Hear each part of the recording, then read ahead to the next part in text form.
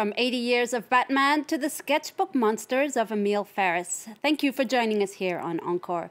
In today's show, we're going to take you to the hallowed halls of the International Comic Books Festival in Angouleme. France 24's Olivia Salazar-Winspear is there, brushing shoulders with fans and comic book authors alike. Olivia, Angouleme is really the place to be for comic book fans. Why is that? Yes, every January this very small town becomes a sort of screen for comics and cartoons of all kinds. You even see them painted on buildings when you're walking around the streets here.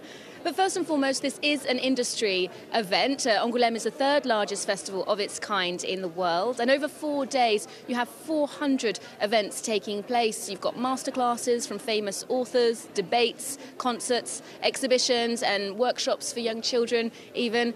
You really do have to bear in mind how important this sector, the graphic arts or bande dessinée or BD, is here in the French-speaking world, mainly France and Belgium, because they sell in French 44 million albums every year. That's a sector that generates 500 million euros worth of revenue. So it does explain the scale of something like the Angouleme Festival. But business interests aside, we spoke to the director here, the artistic director, and asked him what it is that attracts authors in their thousands to this small town in the southwest of France. People love coming here despite the fact that it's cold, it's not always easy to get here, the hotels aren't always great, but you know that in the evening you're going to bump into loads of industry people that you'd never run into elsewhere. There are a lot of international professionals, people you never usually see. The atmosphere is both earnest and inspiring in terms of creativity, so if you really want to experience that, you have to come here. It's the only festival of its kind where you'll find so many creatives from all over the world. Now, Olivia, this festival is, of course, about showcasing the hottest names in the genre, but it's also about the prizes, and they've actually started handing out some of those trophies. Yes, Dipsy, in some ways it's a bit like the Oscars in that there's lots of different categories, best newcomer, best book or overall album, the audience pick, and then there's the Grand Prix. That's a prize which recognises lifetime achievement in comics or graphic novels. This year's Grand Prix went to Rumiko Takahashi, the Japanese manga artist. She's very well known in her native Japan, where she burst onto the scene in 1978, and her work's been translated into many languages. I think her best known series is Ranma Half and Maison Ikoku, or Juliet, I Love You. Now, if you look at the list of past winners, you will see a lot of French names in there, but they have recognised international talent in the past. People like Robert Crumb, Art Spiegelman, Bill Watterson of Calvin and Hobbes fame. But I must say that given the importance of manga, graphic arts in Japan, this is only the second time a Japanese artist has been given the prize. And even more remarkably, Rumiko is only the third woman of any nationality to receive the Grand Prix in its 46-year history. Now, one of the must-see events this year, Olivia, is an exhibition celebrating Batman, the Caped Crusader, who's accompanied pretty much every childhood for the past 80 years. Selena Sykes takes a look at why he's still so beloved. May 1939. Batman makes his first appearance in a comic book strip. Nearly 80 years on, the DC Comics hero is still fighting crime, with Gotham, the Joker and the Batmobile at the forefront of popular culture. Frank Miller is credited for reinvigorating Batman in the 1986 series The Dark Knight Returns. The American was honoured for his work at France's biggest comic books festival. Across my career, I've seen the whole world of comics all over the world just get closer together. Through the fans first and the artists, it became much more of a global medium. Miller's gritty reincarnation of a middle-aged Batman who returns to action after coming out of retirement not only brought the comic book series into the modern age, but created a character that could stand the test of time, defining the iconic superhero we all know today. They've revamped the brand through the drawing and the films. They've succeeded in keeping it fresh and relevant for every generation. He's one of the timeless heroes who everyone can relate to. Children, parents, anyone who wants to discover comics and discover heroes that we need to identify with. At the Angouleme International Comic Books Festival, fans can enjoy decades of Batman memorabilia and discover the secret behind keeping an 80-year-old superhero relevant. Batman is published monthly since 1939. So when you are publishing a character like that monthly, you have to keep up with the times and with the evolution of the readers, and the evolutions in styles, evolution in narrations, and evolutions with the social and political changes from a country and for the world.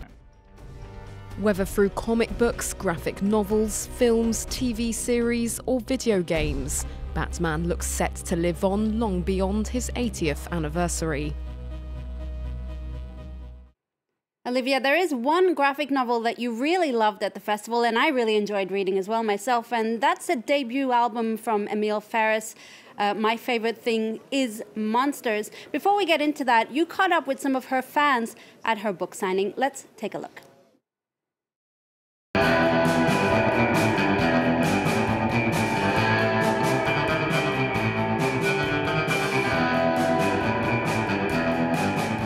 I've been queuing for an hour, so I've started reading the book, and I find it exciting, especially the drawings. Even if it's just drawn with a ballpoint pen, and the red and blue colours are very bright, for me, it's still very graphic. Sometimes her drawings are more realist, and sometimes they are rather. The detail is incredible, and the stories are complex, with lots of subplots.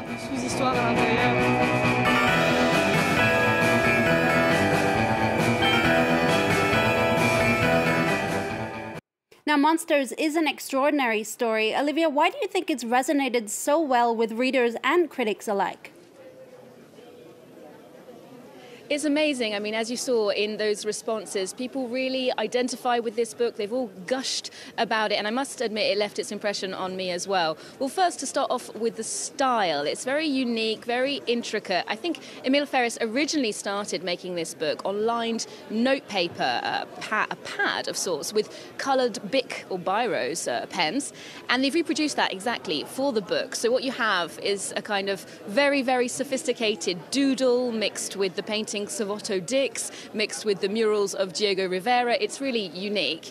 And then as for the story, it's set in 1960s Chicago, and the protagonist is a preteen girl, Karen Reyes, who sees herself as a bit of a wannabe detective. She's trying to solve the mystery of the death of her neighbor, Anka Silverberg, who is a Holocaust survivor, originally from Germany. And it takes an unexpected turn, the story, which results in this very emotional, historical journey. And as for the monsters in the title, Emil Ferris herself has said that they're actually more literal than you might think, that human beings can be monstrous. Let's hear a little more from the author herself. I was that strange little girl who loved horror movies and didn't feel like she was going to be happy growing up to be a woman and wanted to grow up to be a monster. I was a weirdo, as a lot of us are, but what I came to realize is that we're all weirdos and that we're all monsters. Now, not only did Ferris struggle herself with her own image when she was growing up, she went through some significant struggles just to get this first graphic novel published as an adult. I mean, her book was rejected 48 times before it was finally published. Take us through some of the other challenges that she faced. Yeah, her backstory is about as inspiring as it is unfortunate, as it is surreal. Emil Ferris was always involved with illustration. She was always an artist in some shape or form, but she hadn't yet launched the project of doing a complete album when she was bitten by a mosquito and she contracted a West Nile fever, which left her paralyzed from the waist down. She was in a coma, and at the time she was 40 years old, so it took her a long time to recuperate, regain the use of her drawing hand. She basically had to learn to draw again. She had to learn to walk again. And then she managed to embark upon this incredible project, which is my favorite thing, is Monsters. And that took 6 years to complete. Now, as it says on the inside cover flap of the book, this is Emil Ferris's first book, but it won't be her last. This first volume ends on a cliffhanger, so I think her fans can rest assured that we'll be seeing much more from her. And I believe there is also a project project to make this into a film as well. All right, we'll have to leave it there. Thank you, Olivia, for giving us some insight there into the world of comics. The Angouleme Festival will also pay tribute to a legend of manga, Taiyo Matsumoto. After a failed dream of being a footballer, he turned to manga 30 years ago and found a way to combine his love of sports and comics. We'll leave you with these images from an exhibition at Angouleme honoring Matsumoto's life and career. Now, remember our website, france24.com. We're also on Twitter, Facebook, and Instagram. Stay with us. There's more news coming up on France 24.